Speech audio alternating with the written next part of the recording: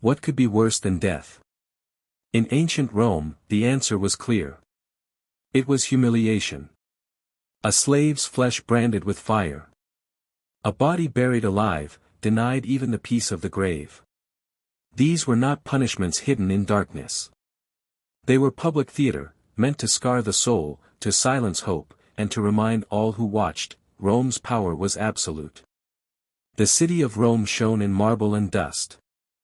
Temples rose against the sky, triumphal arches carried the names of victors, and the great amphitheatre echoed with voices of the crowd. Yet behind this glory stood a darker foundation. It was built on the backs of slaves. 1 in every 5 souls in the empire lived in bondage. They plowed the fields of Sicily, mined the silver of Spain, rowed the galleys that carried grain to the capital. Others served inside Roman villas, preparing meals, tutoring children, keeping the endless machinery of daily life running. Without them, the empire would have faltered in days. But Rome was not content with silent obedience. It needed spectacle. Discipline was not only a matter of chains but of theater. Punishment was displayed before all, a warning to the millions who lived under the shadow of the eagle. Among the harshest marks of that power was the brand. The branding iron was heated in the fire until it glowed red, a serpent forged in flame. When pressed to flesh it hissed, smoke rising as skin burned. The crowd jeered, and the victim's cry mixed with the smell of scorched human flesh. The brand was forever. It was carved not on stone, but on the living body. It declared to every passerby, this person is property, this person has rebelled, this person has no self beyond the mark. Even if freed years later, the scar spoke louder than any certificate of liberty. Runaways bore this shame most often. A slave who dared to flee was hunted by dogs, by hired trackers, by men eager for reward. If caught, he was dragged back and branded with letters seared into his forehead or shoulder. The scar was meant to crush hope, to make the thought of escape seem useless. Yet branding was only one stage in Rome's theater of humiliation. There were darker ends reserved for those who defied masters beyond forgiveness. Some were beaten to death in the amphitheatre. Others faced crucifixion, the slow agony of a body left to hang until life ebbed away. But the punishment most feared was burial alive. To the Roman mind, proper burial was sacred. Every citizen, however poor, hoped for rites to guide the soul into the afterlife. To deny that was to deny a place among ancestors, to erase a person from memory itself.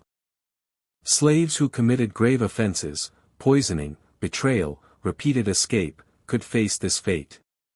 They were bound, placed in a pit, and covered with soil while still breathing. The muffled cries beneath the earth mixed with the tramp of feet above. For the crowd, it was both warning and entertainment. Such scenes took place not only in the arena but in the estates of the wealthy. A master might gather household slaves to watch one of their own condemned. The message was clear: obedience kept you alive, defiance buried you in silence. The soil closed over the body, and with it, the last spark of resistance. To modern eyes, such cruelty seems unthinkable. But in Rome, it was woven into the order of things. Law permitted it, tradition sanctified it, and society demanded it. The humiliation of the few kept the many in fear. Rome called itself eternal. Its monuments still stand, its laws still echo in courts across the world. But beneath that stone glory lies a history of pain. Branded flesh, silenced cries, and shallow graves remind us what empire demanded. This was the price of Roman order. To live as a slave was to live always on the edge of spectacle. To know that any day could bring the hiss of the iron. Or the suffocating weight of earth itself. The Romans believed punishment must be visible. Hidden cruelty served no purpose. A scar on the skin, however, spoke louder than chains. It told every citizen that order had been restored. Branding was used across the empire. Runaways were the most common victims. Captured slaves were paraded through the streets before iron met flesh. The letter F, for fugitivus, the runaway, was pressed into foreheads. A branded slave could never hide. The mark told strangers, merchants, and guards alike that this person had once dared to flee. It stripped away dignity and branded them with shame. Even freedom, if it ever came, could not erase the scar. Ancient writers left glimpses of this horror. Seneca, the Stoic philosopher, noted that slaves bore marks of punishment more permanent than memory. Petronius, in his Satyricon, painted scenes of household slaves with branded faces, reminders of past disobedience. To Romans, such images were ordinary, not shocking. The cruelty was not limited to men. Women, too, felt the sting of the iron. A young maid accused of stealing jewelry might be branded on her arm. Another, caught whispering with a lover, might carry the scar for life. The branding was not always done in the arena. Often it happened in the villa courtyard. Household members were gathered as witnesses. The glowing iron was pressed, the victim screamed, and the lesson was burned into every onlooker's mind. For masters, branding was control. It discouraged escape, reduced risk, and reinforced power. But it also carried risk of rebellion. A slave marked with dishonor sometimes saw little left to lose. Roman law itself reveals this tension. Some jurists advised moderation, reminding owners that a damaged slave lost value. Too much cruelty could weaken a household instead of strengthening it. Yet many ignored such counsel when rage or pride demanded spectacle. The practice reflected a larger truth. Slavery in Rome was not only labor but humiliation. Every gesture reminded the enslaved of their condition. The brand was the most literal form of this humiliation, a scar of submission carved by fire.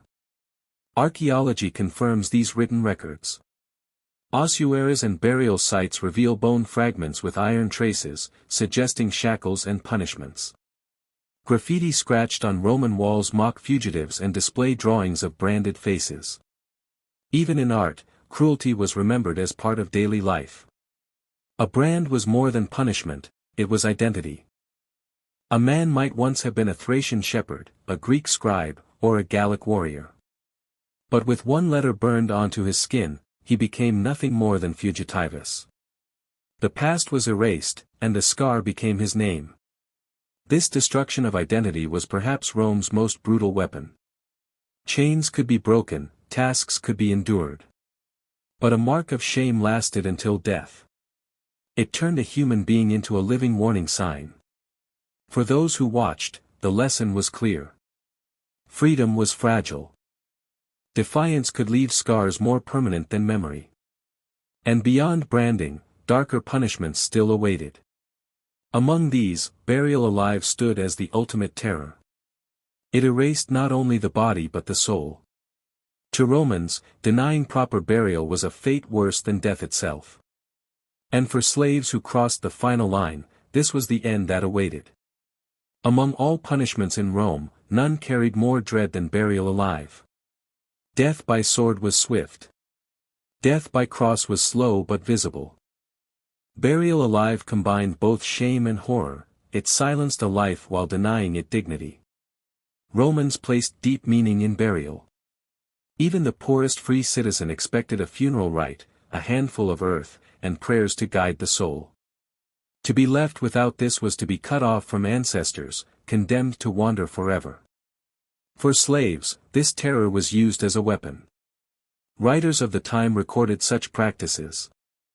Valerius Maximus, in his tales of Roman severity, spoke of punishments meant to destroy not only the body but the memory. In cases of grave betrayal, poisoning, conspiracy, or repeated escape, slaves could face this fate. They were treated as offerings to the earth itself, swallowed by silence. The scene often began in the courtyard of a villa or on the edge of a field. A pit was dug, wide enough for a man, deep enough to hold him upright. The condemned was bound, arms tied against his body, legs shackled at the ankles. Neighbors, servants, and fellow slaves were summoned to watch. A master might speak a few words, condemning the offense. The crowd jeered, eager for spectacle. Then the earth was shoveled back. First at the feet, then the waist, then the chest, until only the head remained above the soil. Some were left like this for hours, their cries ringing out. Others were smothered completely, the soil pressed down until no sound remained. For the watching slaves, the message was carved into memory. Disobedience could lead not just to pain, but to erasure. To be buried alive was more than death. It was exclusion. No funeral song, no coin for Sharon, no rest among the dead. The condemned became nothing, forgotten, denied, erased. This practice was not limited to slaves. Even Vestal virgins, when accused of breaking vows, were sometimes sealed underground in chambers prepared for the ritual. If Rome could treat its holy women this way, how much more merciless would it be with slaves? For them, burial alive was the ultimate expression of power. The fear spread far beyond those punished. In every villa and farm, whispers ran through the enslaved. They remembered the cries of a comrade silenced under earth.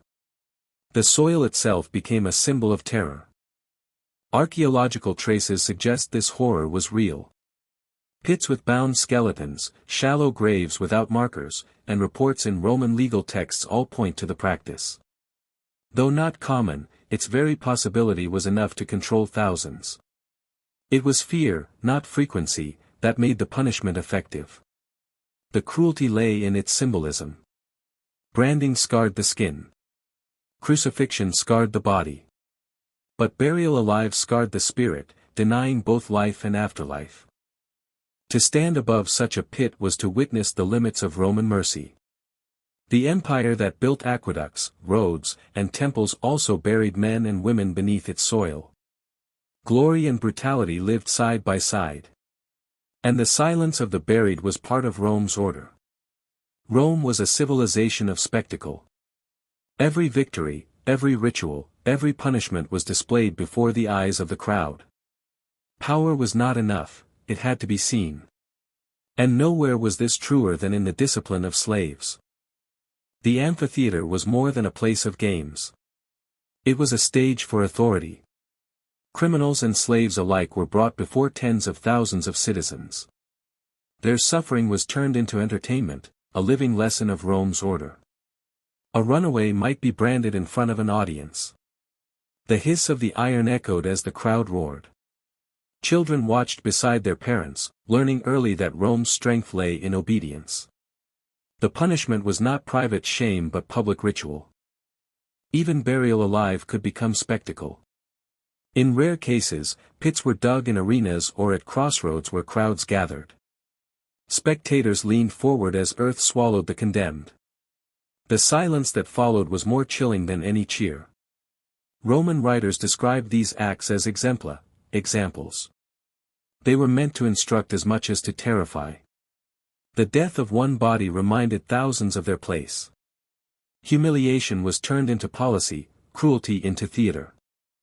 Wealthy households imitated this practice on a smaller scale. Masters gathered their slaves to witness a single punishment. The courtyard became a miniature arena. The cries of one warned the silence of many. Archaeological remains suggest this ritualized cruelty. Courtyards with raised platforms, pits cut into villa floors, chains fixed into stone. These were not accidents but instruments of control. Architecture itself carried the mark of Rome's violence. The psychology was deliberate. A slave who saw another branded would imagine the iron on his own skin. A servant who heard muffled cries beneath the earth would feel soil pressing at his chest. Fear traveled faster than the lash. Masters knew this. Roman jurists wrote that punishment must be exemplary, carried out in ways that deterred rebellion. It was not always about guilt, but about display. The humiliation of one was a shield for the many. The audience was never passive. Spectators shouted, mocked, and sometimes took part. Stones and refuse were thrown, insults hurled.